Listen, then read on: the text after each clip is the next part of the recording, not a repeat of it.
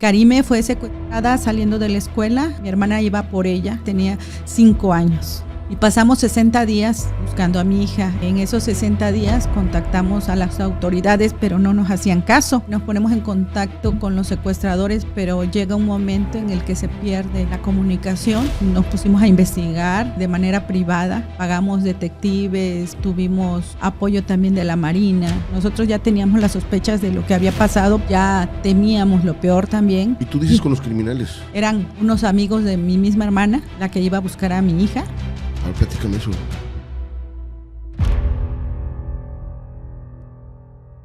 Bienvenidos a un episodio más de Mentes Excepcionales. Yo soy Ángel Mendoza y el día de hoy tenemos en nuestro podcast una conversación muy profunda, así lo voy a poner, muy profunda y humana. Nos acompaña Nora Reyes Baruch, presidenta de la Fundación Karime Ángel de Coatzacoalcos, una organización que nació del dolor más profundo y que hoy se convierte en un faro de esperanza para las familias que enfrentan el duelo más desgarrador de la pérdida de un hijo. Hablaremos del amor, el legado y la transformación del dolor y el acompañamiento. Bienvenida, Nora, ¿cómo estás? Muy bien, muchas gracias. Gracias por la oportunidad de poder compartir con el público la labor que realizamos en Fundación Karime Ángel de Coatzacoalcos. Sí, yo ya había escuchado y ya me habían hablado mucho de esa fundación, un par de amigos que me dijo, entrevista.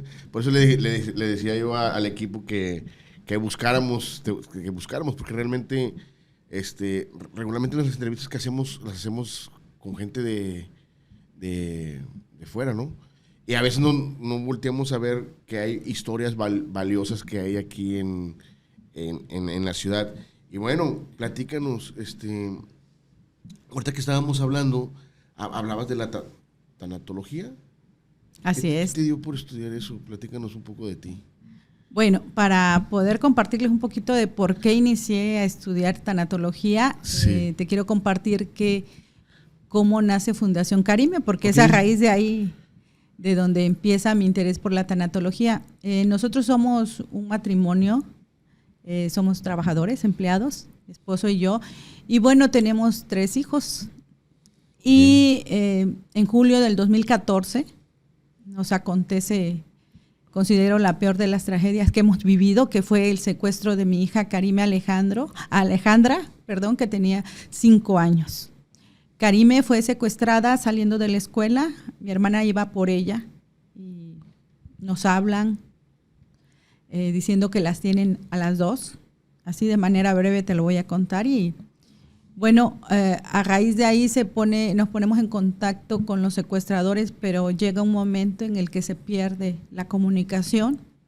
Se infiere que las personas pues no eran gente profesional dedicada al secuestro, sino eran unos amigos de mi misma hermana, la que iba a buscar a mi hija.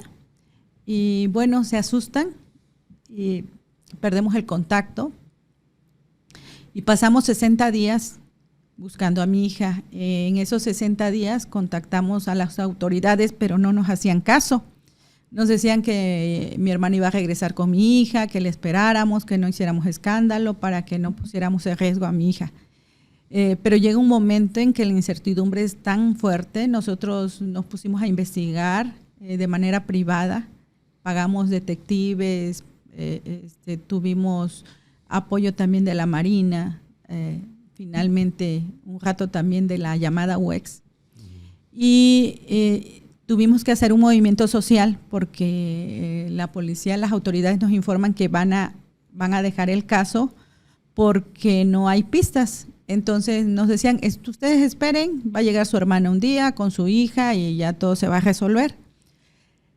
Pero no estábamos nosotros convencidos de esa situación, entonces tuvimos que hacer todo un movimiento social, convocamos con apoyo de algunos amigos a periodistas locales y las redes sociales también tuvieron un gran impacto. Pusimos mantas, hicimos marcha y finalmente pudimos atraer la atención no solamente de las autoridades a nivel local, sino también a nivel nacional. Yo te comentaba hace rato que sí,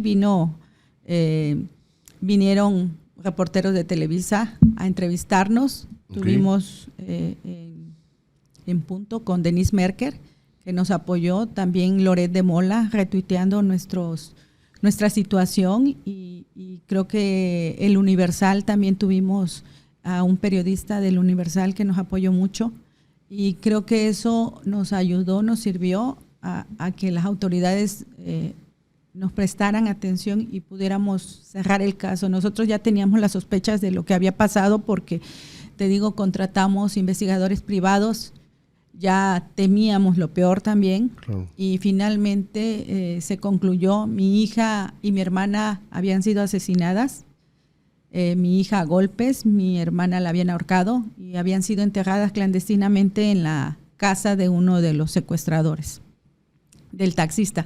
Cuando pasa esto, pues, ¿qué pasa? Tu mundo en el que vivías se acaba, ¿sí? Se destruye. Yo les digo, se asemeja a un terremoto cuando pierdes a alguien, ¿no? Todo lo que tenías construido se va en un instante. No importa si fueron 6 meses de que tu hijo tuvo cáncer, de que tu papá estuvo enfermo. Para ti, el día en que deja de estar contigo físicamente, se te acaba. A partir de ahí tú necesitas reconstruir nuevamente, necesitas ver qué te quedó. Entonces, cuando uno no sabe de lo que es tanatología, el acompañamiento, es muy difícil.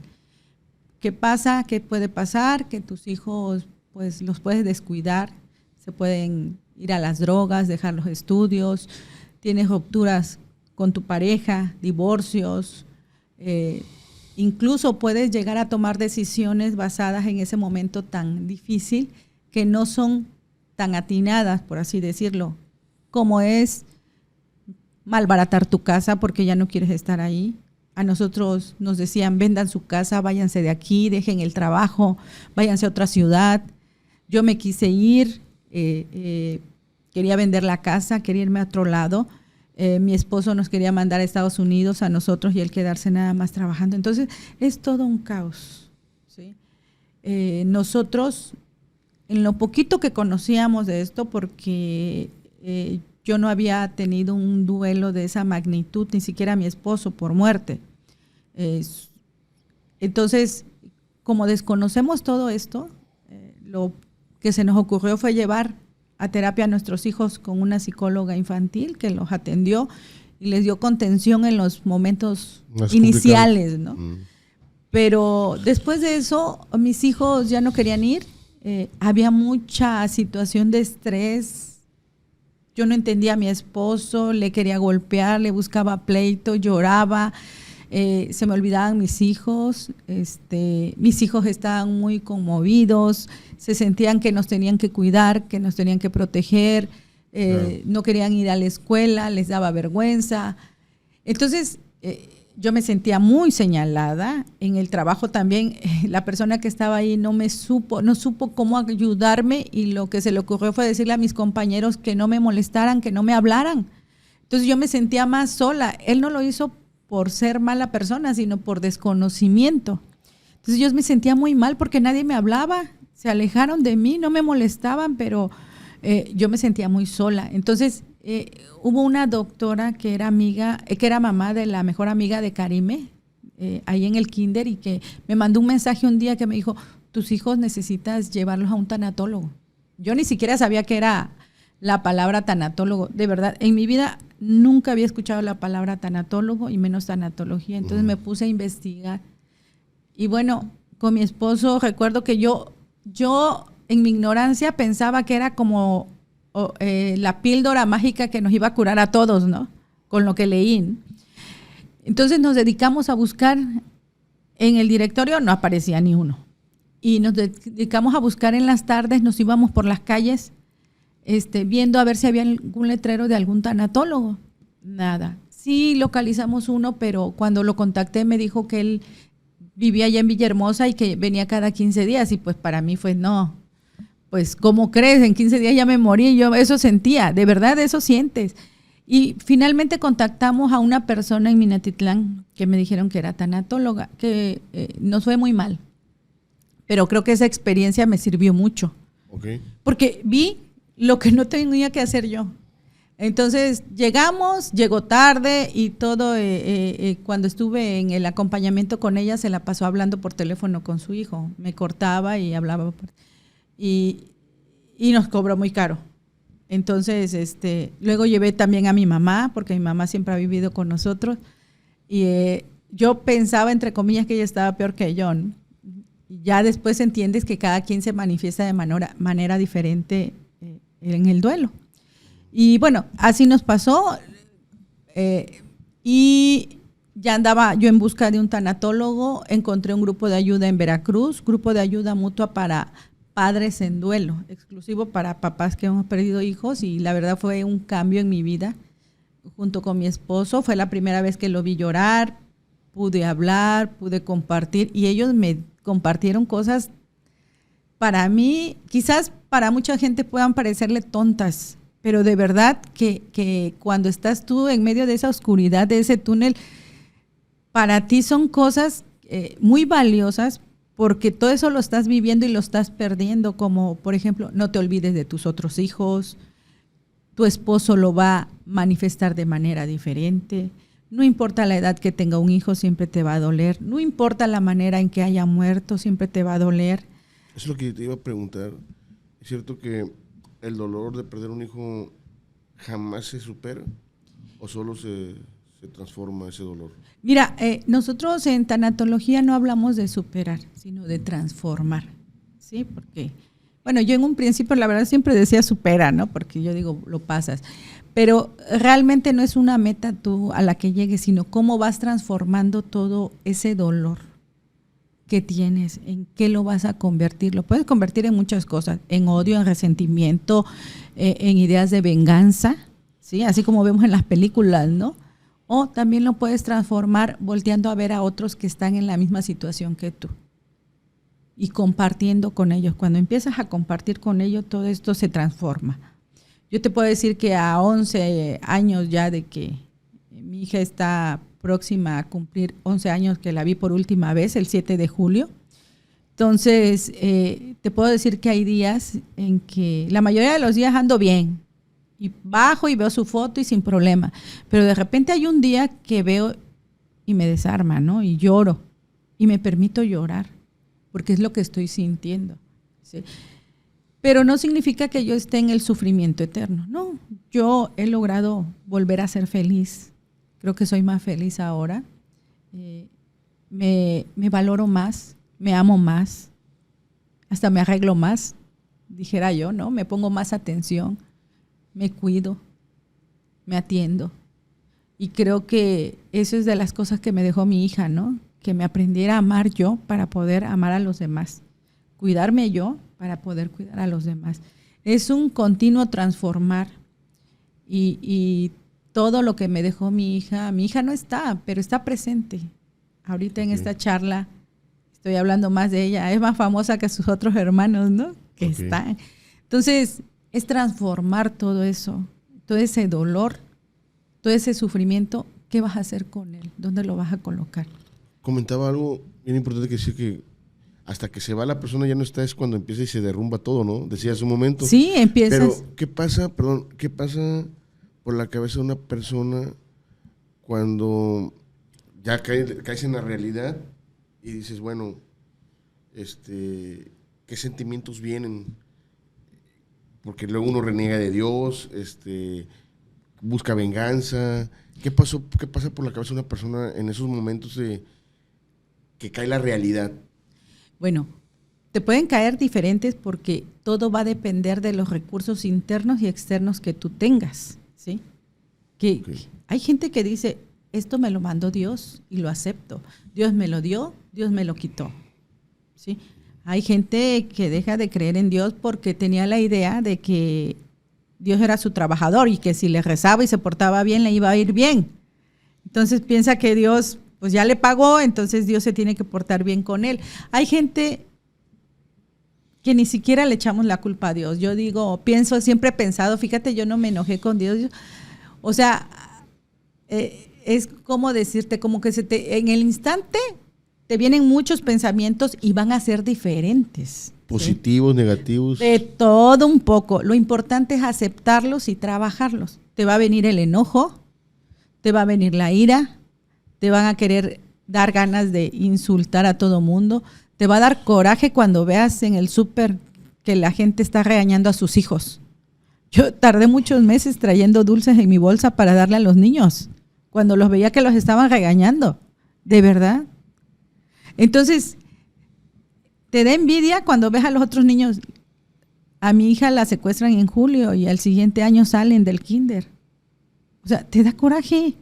¿Por qué tu hija ya no? ¿Y por qué los otros no? ¿Por qué el niño que está en la calle, que ni lo cuidan, que se está mojando, que no tiene techo ni nada? A él no le pasa nada y a tu hija que tanto la cuidaba así. Pero hay que aceptarlo, ¿no?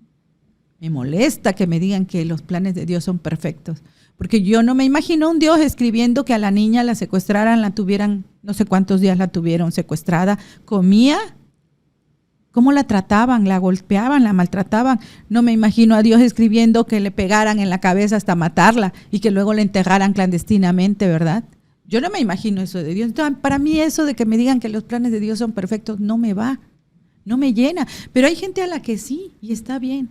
Cada uno debe aceptar qué le sirve y qué no le sirve. Porque en el duelo es así. Hay cosas que te van a servir y cosas que no te van a servir. A mí no me sirve hacer el cabo de año, ni levantar la cruz. Pero hay gente a la que sí. Yo mejor festejo cuando ella cumple años. ¿Sí? No pasa desapercibido. Entonces, ¿y eso de alguna manera no es un martirizarse? No. ¿No? Fíjate, qué bueno que comentas eso, porque esa es la ignorancia de la gente, con todo respeto. No, sí. Sí, ¿por qué? Porque no conocemos del acompañamiento. O sea, si tú me ves y te muestro unas fotos de cuando es su cumpleaños, me ves sonriendo, feliz. Esta muñequita son de las que dimos cuando hubiera cumplido 15 años, que fue el año pasado. Okay. O sea, imagínate con qué amor nosotros hacemos todos los recuerditos para conmemorar. Sus 15 años de Karime fueron como una fiesta de 15 años, pero fue un ritual. Okay. Pasaron a prender velas y todo. Y sí, hubo un llanto, pero después estuvimos contentos porque damos gracias porque ella existió. Ella estuvo con nosotros. O sea, ¿puedes decir que es una forma de sanar tu corazón? Exactamente, los rituales son para sanar. Entre más rituales tengas, más vas a ir sanando. Entre menos rituales hay, entre más apresurado es el proceso, todo ese proceso, más complicado se te puede hacer. ¿Qué hacemos ahora? Muere y luego lo cremamos y ya adiós. ¿Quién está con la persona? ¿Te acuerdas que antes hasta venían los familiares y se quedaban 40 días y ya luego te fastidiaban, ya querías que se fuera? Pero realmente había apoyo, había comunicación. ¿Qué había? Apagaban la tele, no se prendía, no había música, los vecinos te respetaban, incluso se ponía el moño negro. Sí. ¿Qué pasa ahora? Fíjate. Como que poco a poco se han perdido los valores y los se han principios. perdido y uno piensa que no sirven y no es cierto. Yo, por ejemplo, sufría cuando llegaba al trabajo y mi compañero estaba con la música en alto. No soportaba la música, me daba coraje. ¿Sí? Okay. Entonces, si hacen una fiesta al lado, te dices, oye, no manches, si yo estoy de luto, ¿cómo van a hacer fiesta? Porque piensas que como tu mundo se derrumbó, se tiene que derrumbar el de todos. Pero es todo un proceso de aprendizaje. Ir entendiendo, ir comprendiendo que no te estás lastimando, al contrario, estás sanando. Toda esa parte, el hacer, yo les digo, si tú lloras aquí cuando vienes al grupo, estoy haciendo mi trabajo, porque eso es lo que quiero, que hagas catarsis, que te expreses, que saques todo lo que traes contenido, porque este es tu espacio seguro. Esto no lo puedes hacer en tu casa, por eso vienes acá. Porque en tu casa te dicen, no llores, te va a hacer mal, no llores, ya déjalo descansar. Entonces, no pongas la foto, no le partas un pastel. Hay gente que no le interesa hacer eso y está bien. Lo importante es entender que en el duelo no hay nada bueno ni nada malo, solamente cosas que te van a servir y cosas que no te van a servir. A lo mejor a mi esposo no le sirve estar viendo la foto diario y a mí sí. ¿Sí me explico? Sí. Cada uno es diferente en su contexto, en sus recursos, en su manera de expresarse. Ok.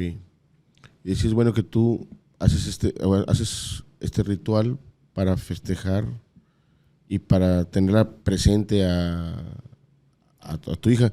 Y bueno, regresando al tema es por eso que tú tomas la decisión de estudiar tanatología. Fíjate que yo estuve a punto de suicidarme muchas veces. A ver, platícame eso. Entonces, después de que muere mi hija, había nosotros, Karim me vino de Chiripa.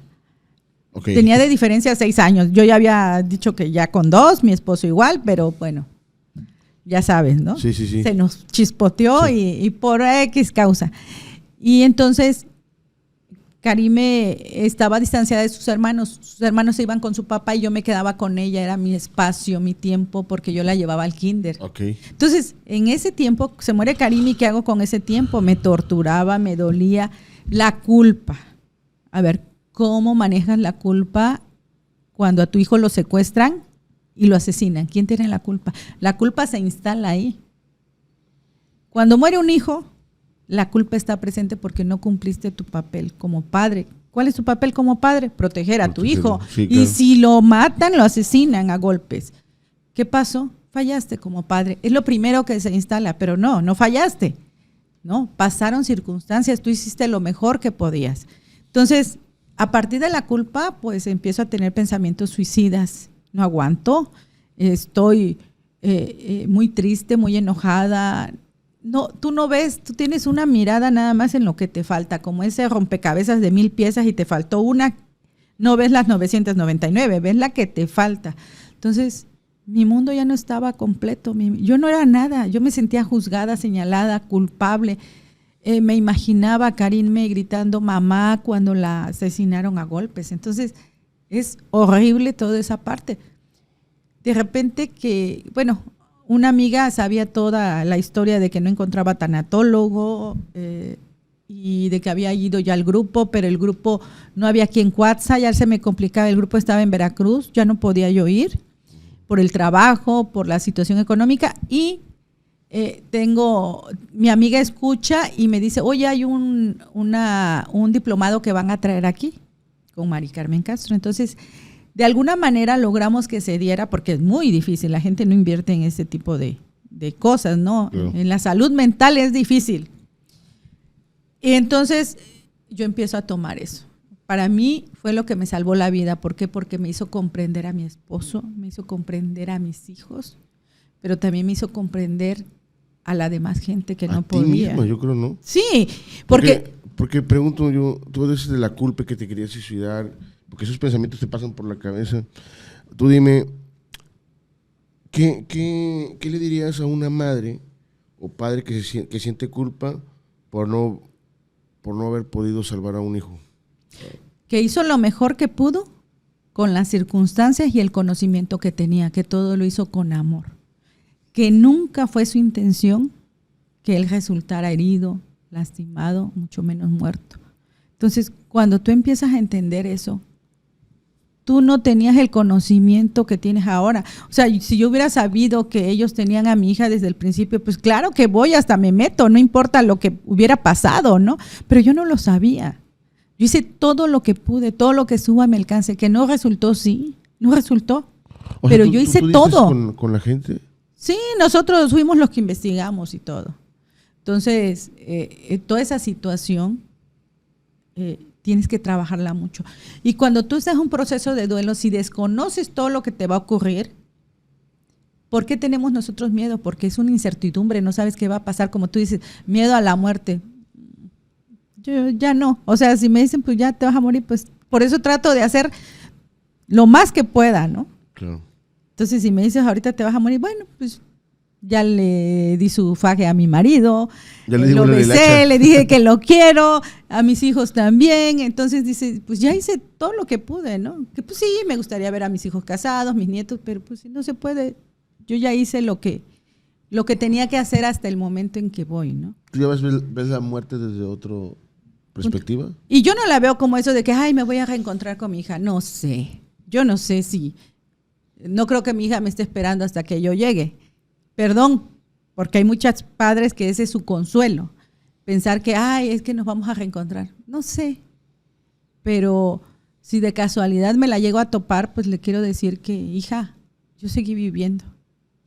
y te recordé hasta el último día de mi vida. ¿Sí? Hice lo mejor que pude. No me quedé tirada, no fuiste mi verdugo, no me morí contigo. Seguí viviendo. Porque pienso que si yo hubiera sido la que se hubiera muerto, también quisiera que mi hija hubiera vuelto a vivir. Que me llorara, porque yo le digo, yo sí me iba a enojar si no me lloraran, ¿verdad? Claro.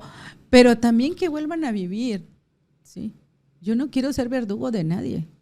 O sea, si yo me muero, yo quiero que tú vivas lo que tengas que vivir, tu sufrimiento, tu dolor, y después te vuelvas a reconstruir.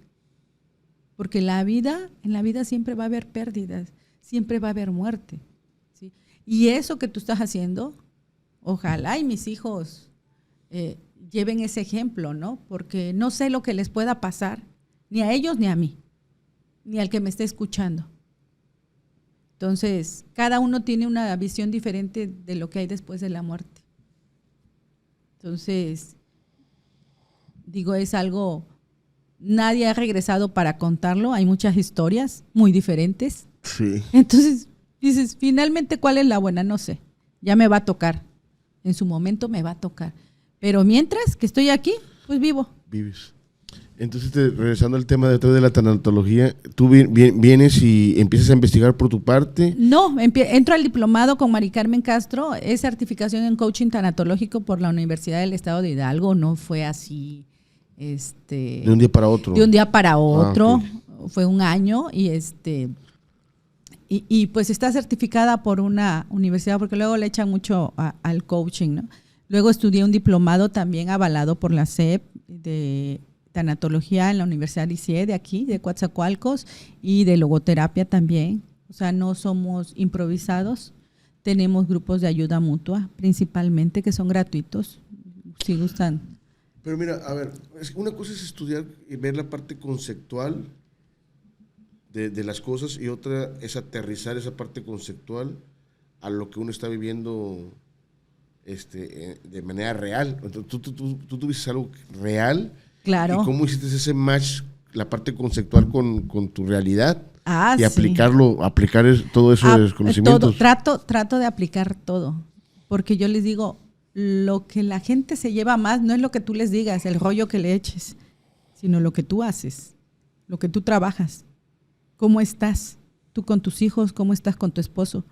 Tú me podrás dar pláticas de la pareja, pues llevas 4, 5, 6 divorcios y te llevas mal con la pareja, pues no vas a ser creíble, ¿verdad? Lo importante es predicar, pero con el ejemplo sobre todo. Entonces, a mí me tocó esta historia, yo se las platico, muchas veces les sirve a la gente, dice, es que yo me sentía que era la mamá la que habían castigado más, pero cuando oí tu historia, dice, la tuya está peor.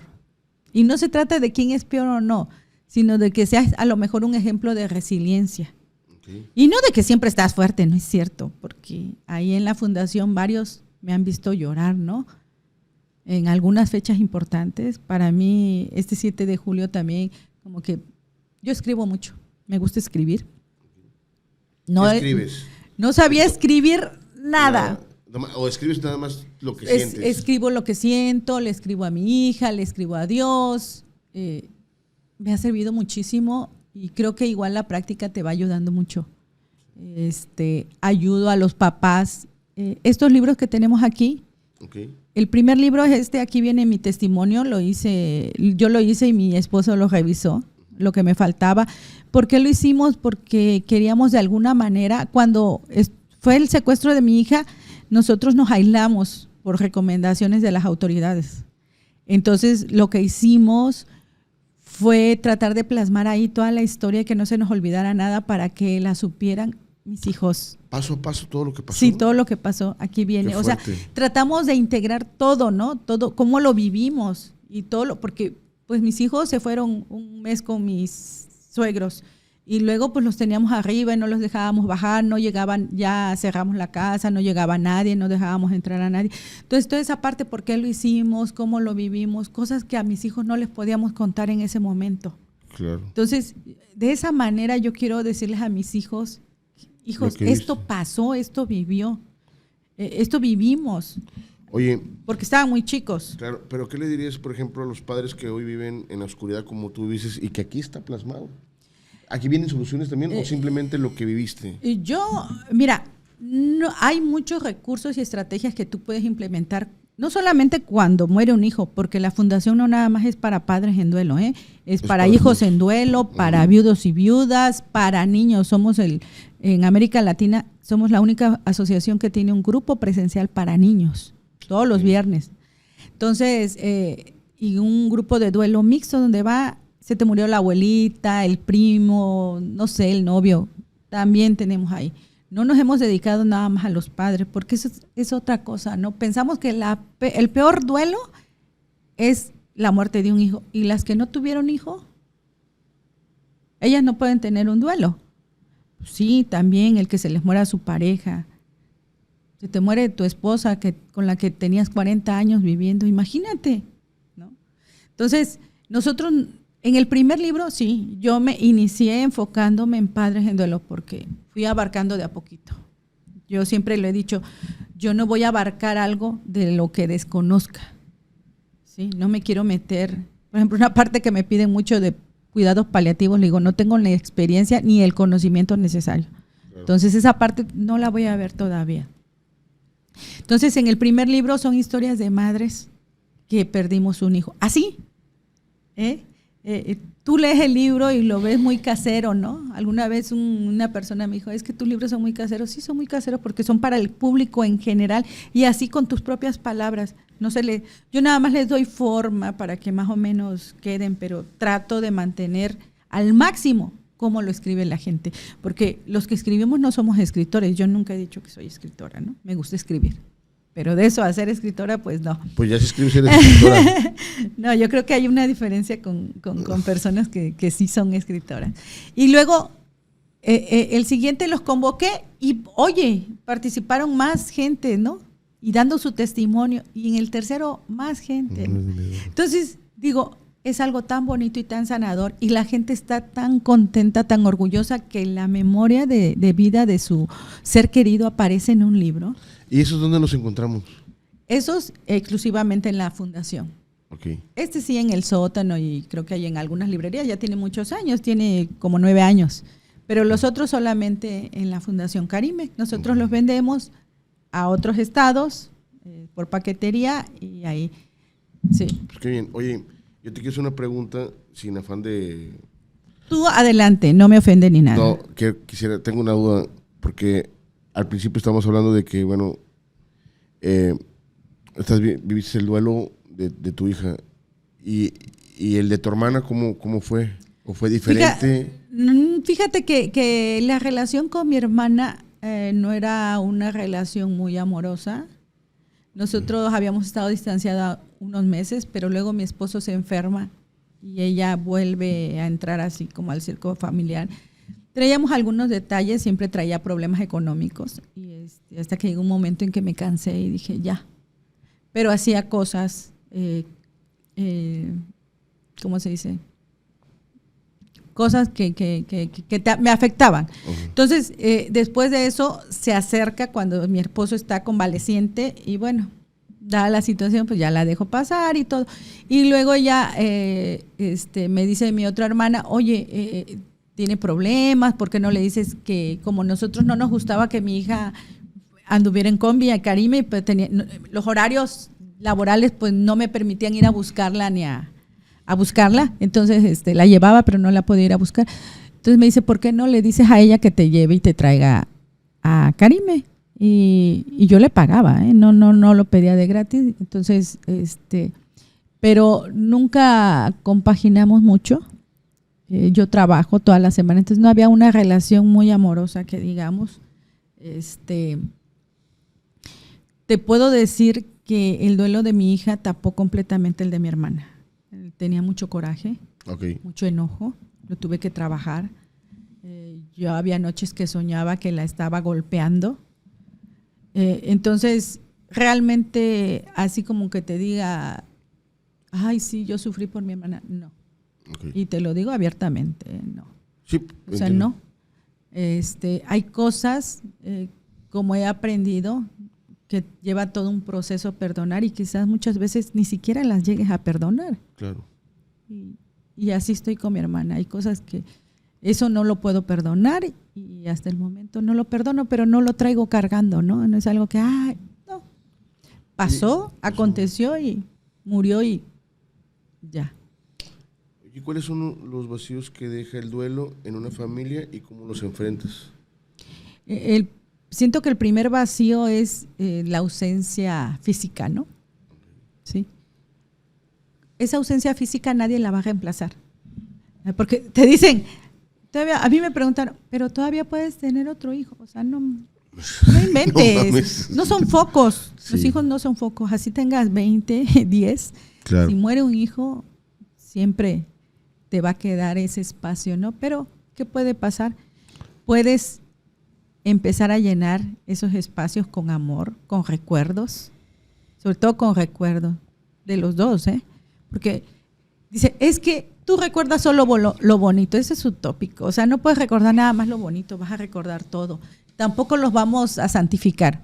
O sea, Karim era chiquiona, era berrinchuda, era un caos mi hija, de verdad, yo tuve que consultar a un psicólogo porque de verdad que me sacaba de mis casillas. Mi hija era muy fiestera, pero sí era muy chillona, berrinchuda. Entonces, ir aceptando como, pero el vacío lo llenas con amor, con memorias, con recuerdos. Físicamente no van a estar y muchas veces es necesario ir trabajando poco a poco ese espacio. ¿Por qué? Porque hay papás que siguen poniendo el plato, el vaso, la silla ahí y está bien. Es un tiempo, ¿sí? Son objetos transicionales que te van a permitir pasar, ¿sí? ¿Por qué? Porque nuestro amor está basado en ¿qué? ¿Por qué quieres a tu esposa? Porque la abrazas, la tocas, la besas. A tus hijos los abrazas, los besas, los oyes, ¿sí? Los regañas. ¿Está basado en qué? En la presencia. En la presencia. Física, ¿sí? Entonces, en lo que tu cerebro y tu corazón se van acostumbrando a que físicamente ya no va a estar, ¿qué necesitas? Agarrar algo, ¿no? Algo simbólico. ¿Sí? Puede ser como los niños, ¿no? Que tienen un chupetito, una cobijita, ¿no? Y que si se los quitas, ¡ña! Entonces, tú también necesitas irte agarrando de algunas cosas en tanto te acostumbras a esa ausencia física. Pero eso es una etapa y eso lo vas a ir llenando de recuerdos, de memorias. ¿Hasta cuánto tarda esa etapa? Eso es algo bien importante. ¿Por qué? Porque la gente piensa que el duelo dura un año. Oye, pero ya pasaron 6 meses, ya. Échale ganas. Ya un año, échale ganas. O sea, pero ¿cuánto dura el duelo? No hay un tiempo. ¿Por qué? Porque, como te comentaba, depende de los recursos internos y externos. No inventes. Una señora que le asesinaron a su hijo, que trabaja en una óptica o así, ¿cuánto gana? ¿Sí? Y que no tiene marido, era su único hijo. No la vas a comparar con una millonaria que puede ir a terapia una vez a la semana, que tiene recursos para ir a charlas, a congresos, libros, que tiene a la familia ahí, ¿sí? Que se puede quedar en la cama llorando su tristeza, a la otra que tiene que chingarle porque si no... O sea, dices, ¿cómo se reponen esas viudas? Con resiliencia, ¿no? Pero cada uno tiene diferentes recursos, ¿no? Hay gente que ni teniendo todos los recursos del mundo se suicida. ¿Sí? De la tristeza. Entonces, cada uno lo va manejando de manera diferente. Y perdón porque eso no lo debí compartir, pero llega el caso en que tienen una situación extrema y la muerte de un hijo es el factor culminante para que tomen una decisión tan difícil. Porque yo también estuve así, ¿no? Es lo que habías comentado, que querías suicidarte. ¿Qué te pasa por la cabeza? Que ya no hay sentido. Que cuando tu vida empieza a perder el sentido, ¿qué empieza a pasar? La muerte empieza a cobrar sentido. Entonces, yo ya no veía, o sea, a mí qué me importa mi marido y mis demás hijos, o sea, se te nubla la mente. No ves lo que tienes a tu alrededor, ¿no? ¿Sí? Y no es que yo tuviera alguna enfermedad, era la situación extrema en la que estaba viviendo. ¿Qué consejos les darías a aquellas personas que en su momento están en ese proceso de duelo y que pasa por su mente quitarse la vida? Y de verdad que lo más importante es entender que pedir ayuda no nos hace débiles, que al contrario, es de fuertes, de valientes, decir no puedo, me está rebasando y necesito ayuda.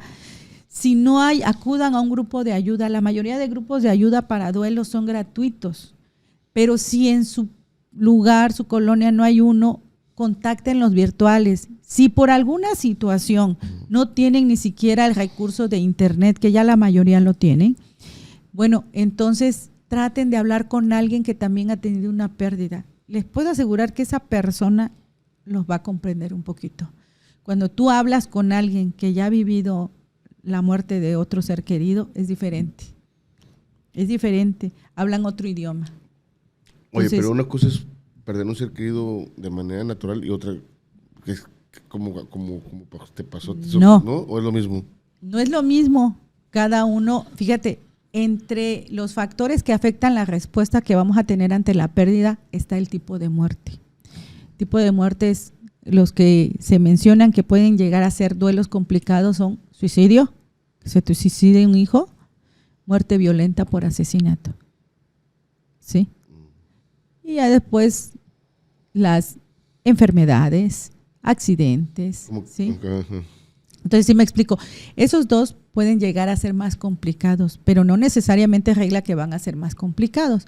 Pero el tipo de muerte va a influir en la respuesta que vas a tener ante la pérdida, ¿no? Entonces, imagínate cómo vas a reaccionar. Hay que entender que todos los duelos duelen, que todas las muertes duelen. Eso es muy importante porque muchas veces nos quedamos con esa idea, ¿no? Ah, pero tenía 6 meses enfermo, ya sabía que se iba a morir, ¿no? Pues ya no le debe doler porque tenía 6 meses enfermo. El proceso es diferente, ¿no? No, o sea, te va a doler de todos modos. Va a depender mucho del tipo de familia que eres, si fue una enfermedad, si participaste o no en el cuidado, si eres un papá que tenía que trabajar y la que se quedaba cuidando era la mamá, ¿cómo lo vas a resentir tú? ¿Sí? Claro. Entonces, a lo mejor te vas a sentir culpable porque no estuviste, a lo mejor la mamá va a sentir que no hizo todo lo necesario. Entonces, si es suicidio, te vas a sentir culpable, que no le diste, que no lo escuchaste. Entonces, incluso por enfermedad, ¿qué hiciste mal? ¿Lo alimentaste mal? ¿En qué fallaste? Y si es un accidente, ¿por qué le di el coche? No le debí comprar la moto. ¿Sí? Muchos factores. Cualquier muerte, sí. Hasta, como te decía, tanto los recursos internos y externos que tenga, qué tanta espiritualidad, tu personalidad, qué tipo de persona eres, ¿sí? Hasta tu nivel de conocimiento, ¿no? Hemos tenido gente que no sabe ni leer. ¿Cómo tenemos que estar con ellos a la par para poder leerle y decirle, esta es la pregunta y contestarla? Es difícil. Tengo pacientes, de verdad, que les tengo que estar gritando porque ya no escuchan, su manita le tiembla y no ve bien. Y se les murió su esposo o su hijo. Qué difícil estarlos acompañando, ¿no? ¿Sí me explico? Sí, totalmente. Entonces, son muchos factores que intervienen en el tipo de respuesta. Y tanto es así que cuando se muere un hijo, todos lo viven de manera diferente en la familia. El papá, la mamá, los hermanos, los abuelos, los tíos y los primos. ¿Sí? Sí. Aunque sea la misma persona, pero lo van a vivir de manera diferente. Ok. Y bueno, y regresando nuevamente. Me pico hablando, ¿verdad? No, está muy bien saber y conocer. Pero yo sigo teniendo esa duda y mucha gente no sabe qué es la tanatología, como te decía, y bueno, tú les decías hace un momento que no encontrabas a ningún lado ayuda, entonces decidiste estudiar. Ajá. Pero esa decisión de estudiar todavía hubo un proceso de no sé cuánto tiempo, 1 año, 2 años, para poder entender y luego aplicarlo contigo, ¿o cómo fue ese proceso? No, fíjate que yo, gracias a Dios, que me encontré gente maravillosa que se conmovieron mucho con la situación que estábamos viviendo. Y por ejemplo, Mari Carmen Castro, en el mismo estudio tienes obligatoriamente que participar en unos acompañamientos o terapias, como comúnmente le llaman. Entonces, a mí en el diplomado nos daban 1 al mes, pero eran tan lindos conmigo que me daban 1 semanal. Entonces yo tenía terapia 1 semanal, aparte escribía, todo lo que encontraba yo lo hacía, ¿no? Uh-huh. Entonces, la verdad sí, me iba a estudiar, luego desde las 9 de la mañana salía a comer y regresaba a las 9 de la noche a mi casa, pero ese tiempo abandoné a mis hijos. O sea, todo implicó, y la verdad, a mí la tanatología, yo en diciembre, fíjate, en diciembre abrí el primer grupo en Coatzacoalcos. Yo empecé a estudiar en noviembre y en diciembre ya lo estaba abriendo porque tenía respaldo de Mari Carmen. Me dijo, ábrelo. Entonces ya empecé en mi casa con unas mesitas y unas sillitas, vénganse todas las que quieran. Vamos a hablar de nuestros hijos, vamos a tener un grupo de ayuda. Eso me salvó la vida. Al mismo tiempo que iba aprendiendo, iba ahí. ¿Y no te afectó más el estar escuchando todas las historias engarzadas, ahora sí de todos? Porque hay mucha gente que recibe mucho y en vez de... No, de sacarlos se queda con más... Sí, pero fíjate que, como decimos, los grupos son para todos, pero no todos son para los grupos. Generalmente cuando tú acudes a un grupo y empiezas a expresar y escuchas al otro que le está pasando lo mismo, al contrario, dolor compartido es dolor disminuido. Yo de verdad, cuando llega alguien que acaba de pasar por una pérdida de su hijo, de su esposo, de su hermano, y escuchas, te puedes conmover, incluso llorar, ¿no? Pero estás ahí para decirle que esto que le está pasando va a pasar, ¿sí? Y que vas a estar ahí acompañándolo, escuchándolo sin juicio, sin crítica, sin consejo, algo bien importante, ¿no? Porque no damos consejos, ¿sí? Ni recetamos. Escuchamos, acompañamos y compartimos lo que vivimos, ¿sí? Yo te estoy diciendo, fíjate que a mí secuestraron a mi hija, pasé esto, pasé el otro. Dice, fíjate que a mí me pasó esto y yo estoy haciendo esto. Fíjate que a mí me sirvió esto y esto, ¿sí? Yo entendí que mi esposo lo vivía de manera diferente. Ellos lloran, pero no les gusta que los veas llorar. Generalmente, ¿verdad? Hay algunos que sí. Entonces ya la otra escucha y dice, a lo mejor mi esposo está pasando lo mismo. ¿Sí? No quieres tener relaciones sexuales, no quieres ni un pastelito, nada que te provoque placer porque te sientes que no eres merecedora de sentir ningún placer porque tu hijo ya no está. Muchos no pueden comer lo que sus hijos comían, pero hay otras que dicen, no, lo voy a comer porque a él le gustaba. ¿Sí me explico? Entonces, toda esta parte la vas conociendo y la vas entendiendo. Hay unos que llegan enojados, hay otros que llegan resignados, hay otros que no quieren ir, hay otros que ya luego no se quieren ir. Entonces, también eso hay que aprender a entender en el grupo, ¿no? Pero si tú sientes que en el grupo, en lugar de ayudarte, te está haciendo mal, significa que hay algo que no está funcionando en ese grupo. O realmente no quieres ir y no es tu tiempo. Entonces, tómate tu tiempo y cuando tú estés decidido a transformar ese dolor, cuando sientas que es su momento, acude. Porque esa es la otra. Mucha gente nos habla para pedir informes, para llevar a no sé quién, a su hermana, a su prima. Y realmente la persona que está viviendo el duelo todavía no quiere. Quiere vivir su momento. Sí, no está interesada. Entonces, es difícil porque luego se molestan, ¿no? Pero realmente hay que esperar que sea el momento de la persona que está viviendo su proceso de duelo. Ella va a saber cuándo. Y por ejemplo, cuando uno decide ir a ese tipo de grupos o lugares, ¿existe un ritual de iniciación o cómo es? ¿O simplemente llegas y empiezas a escuchar? Los grupos de ayuda mutua están basados muchos en el modelo de Alcohólicos Anónimos. Yo nunca he ido al de Alcohólicos Anónimos, pero me han contado. Entonces, nosotros no metemos terapias alternativas, puro tanatología, nada de chakras, nada de ángeles, nada de otras cosas, Cuando llegas, eres nuevo, llegas, se te da la información que es un grupo y todo, llegas puntuales, Ahí tenemos que ser puntuales, llegas, sí. Nos presentamos todos y al final, si quieres, nos puedes decir tu nombre y cómo murió tu ser querido y compartir de tu ser querido.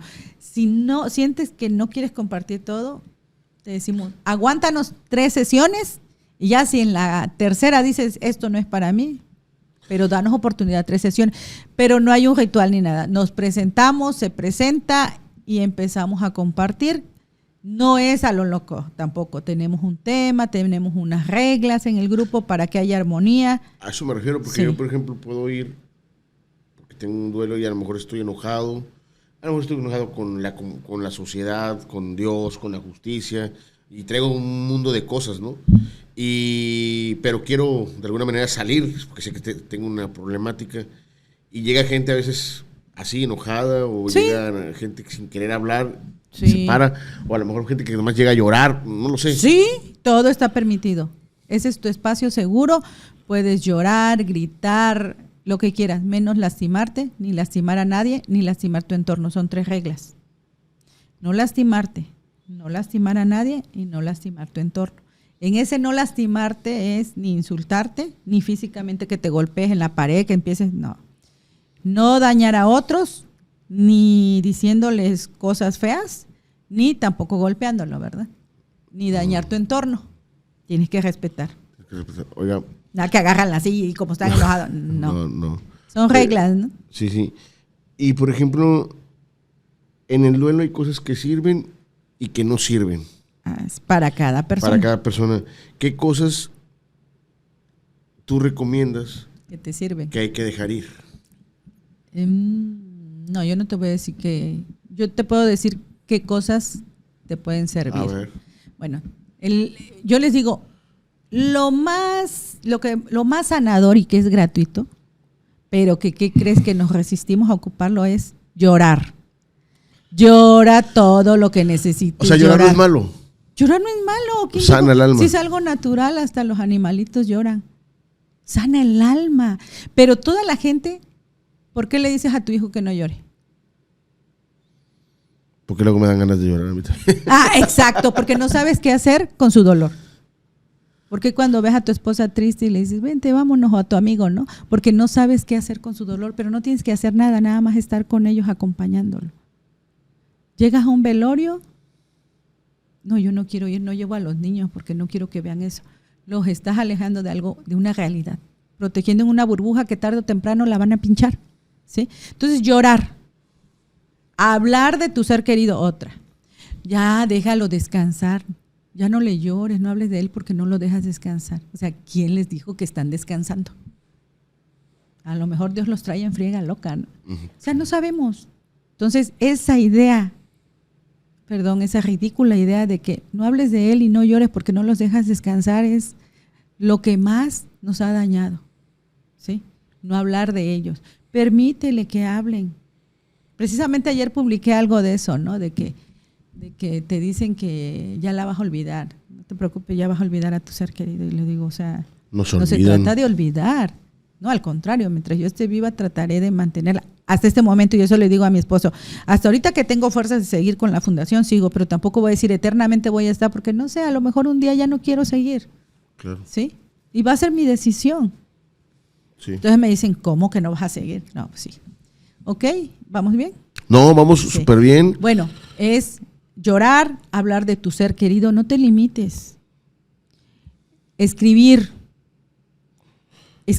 te sana. No importa que no te sientas. Es que mucha gente dice, es que yo no sé escribir. Bueno, vas a escribir empezando cómo te sientes. Es que no sé cómo. Bueno, pues pon hoy, aunque sea, hoy me siento triste. Y mañana otra vez lo repites. Digo, pero hazlo. Crea una rutina para dedicar a sanar. ¿Sí? Ver películas. Las películas que a lo mejor son tanatológicas y te hagan llorar o que te recuerden que veías con tu hijo, no sé, la de la era de hielo, ponte a verla y recuérdalo, ¿no? O otra, por ejemplo, la de Arta, que ahorita está en La Cabaña, también. La Cabaña era un libro que lo hicieron película. Que lo hicieron película, porque está muy bien el libro, está mejor el libro que la película. Claro, no se compara. No se compara, pero... Bueno, pues La Cabaña es muy parecida a lo que me pasó. Eso es lo que te iba a decir hace un momento. Es muy parecido, era la hija más pequeña, los otros eran niño y niña. O sea, de verdad que cuando nos dijeron en Veracruz, lean ese libro porque es como su historia, ¿no? Ese libro me hizo llorar mucho. Sí. Entonces... Pero te iba a preguntar, de ese libro, en ese momento que lo trajiste a colación, ¿pasan esos sentimientos por tu cabeza? Claro. O sea, el renegar a Dios, el por qué me pasó a mí, si existías, por qué la dejaste sufrir, todo eso pasa por la cabeza de una Todo eso persona. pasa por la cabeza cuando estás en duelo y es válido. Es lo que les decimos nosotros. ¿Sabes por qué van al grupo? Porque ahí pueden expresarse sin juicio, sin crítica. O sea, puedes decir lo que quieras, ¿sí? Porque, oye, ¿sabes qué? Me estoy enojada con Dios porque yo iba a la iglesia, porque hay gente que hace servicio en la iglesia y que va y dice, pero ¿por qué si yo hago hasta servicio? Pues porque Dios no es tu siervo, ¿sí? ¿Y tú dices con los criminales? Hay uno que está en prisión y otro que se escapó y otro que se piensa que está muerto. Así está. Así está. ¿Y ya perdonaste eso a al que está en prisión, por ejemplo? No, No. y no lo traigo cargando. No lo estás cargando. Okay. Sí, porque mucha gente no entendemos lo que es el perdón, ¿no? Okay. Es todo un proceso y realmente no, yo no. O sea, si me dicen, ay, perdona, no, yo no puedo perdonar eso, ¿no? Pero tampoco lo traigo cargando. Ay, es más, ni me interesa lo que le pase. Pues, claro. De verdad.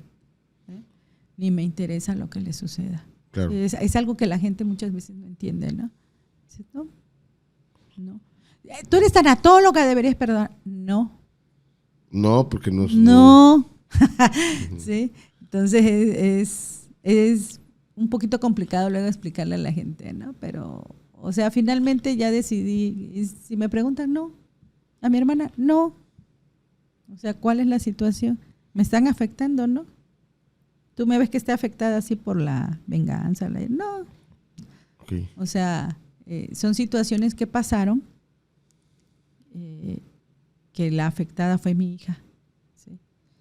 Y que también eso de los planes de Dios. O sea, ¿cuántas cosas han pasado que te lastiman, pero tienes que sanarlas, ¿no? Tienes que sanarlas tú. Y perdonar no significa que ya lo saquen de la cárcel y que viva feliz el Señor, ¿no? Sí. Así es. Entonces ya tomaste la decisión de hacer la fundación precisamente por eso. Para ayudar. Fíjate que a mí yo sentí que la verdad yo tenía posibilidades de poder acompañar a otras madres. Y como en Veracruz ya no podía ir, pues dije, pues voy a juntarlas aquí. Y así empecé. Pero gracias a Dios que la fundación ha ido creciendo, primero conmigo, okay. Pero aunque se oiga medio payasito, pues he podido inspirar a otros padres que han llegado y otras personas que han llegado a la fundación. Entonces ellos también han estudiado y ya se integraron conmigo en un gran equipo. Somos 16 tanatólogos a nivel nacional que pertenecemos a la fundación. Entonces, entre todos, hacemos Fundación Carime, no nada más ya es Nora. Okay. ¿Sí? ¿De otras ciudades? De otras ciudades tenemos en Matehuala, tenemos en Tampico, tenemos en Cocula, Jalisco, tenemos en Playa del Carmen y tenemos en Naucalpan. ¿Y tú vas dándole vuelta a todos? Fíjate que no, este año todavía no he ido, tengo que programarme para el próximo año a irme a todos. Te vamos a poner en contacto con Paola Romero, que sí. También es una buena tanatóloga, ¿verdad? Y también hace ese tipo de especialidades. Pero aparte de ayudar, ¿qué otra cosa hace la tanatología? Bueno, la tanatología no nada más es para acompañar a personas en duelo por muerte, también cuando tienes te diagnosticaron alguna enfermedad, cuando te mudaste, cuando, como te decía, te secuestraron, te corrieron del trabajo, cualquier pérdida significativa, la tanatología te puede ayudar. Okay. ¿Y qué más? ¿Qué me dijiste? Sí, o sea, ¿qué más hacía? Sí, en eso nosotros damos charlas, damos conferencias, conmemoramos el Día de la Prevención del Suicidio, hacemos congresos, hacemos libros, los libros que estamos. ¿Qué más hacemos? Talleres, conferencias, pláticas y toda la mayoría gratuitos. Tenemos un ritual muy bonito, muy importante en diciembre, que es el encendido de velas, que es un ritual para homenajear a todas las personas que han fallecido y que pertenecen y que sus familiares acuden a los grupos de ayuda mutua. Entonces se hace como una fiesta. Es un ritual grandísimo de aproximadamente 50 seres queridos y nosotros somos como 70. Ponemos las fotos, encendemos velas, tiramos globos, algo muy significativo. Okay. Oye, ¿y qué ha sido el mayor reto de acompañar a otras familias llevando también su propio duelo de la fundación? ¿Cuál ha sido su mayor reto?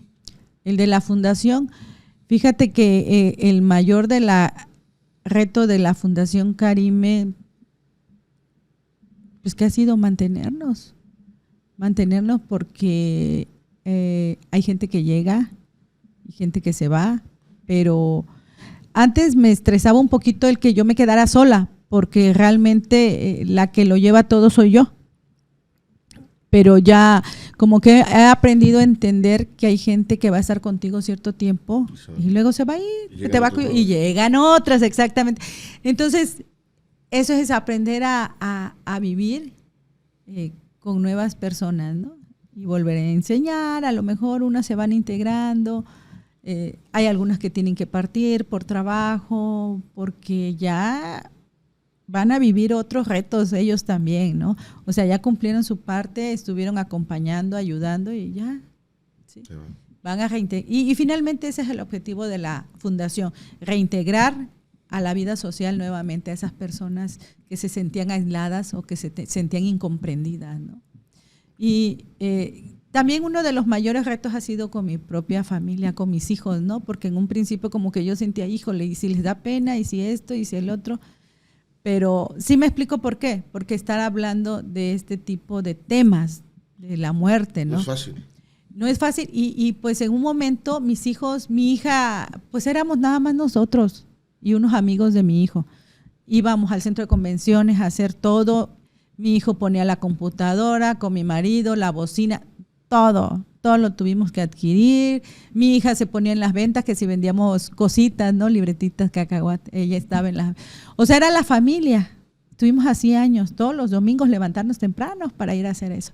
Pero creo que nos sirvió mucho. Pero en algún momento yo ¿no? Yo sentí como que eso no era de ellos, que era mío, que era algo más mío.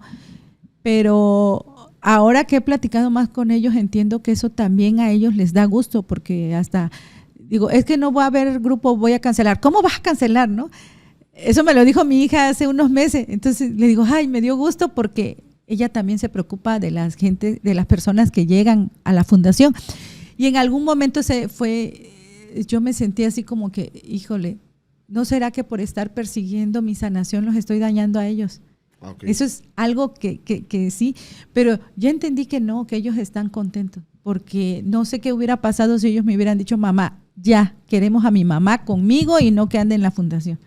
Que yo soy muy, ando haciendo muchas cosas. Entonces, eso es algo que en un momento sí dije, híjole, ¿no será que deberíamos estar en otro lado?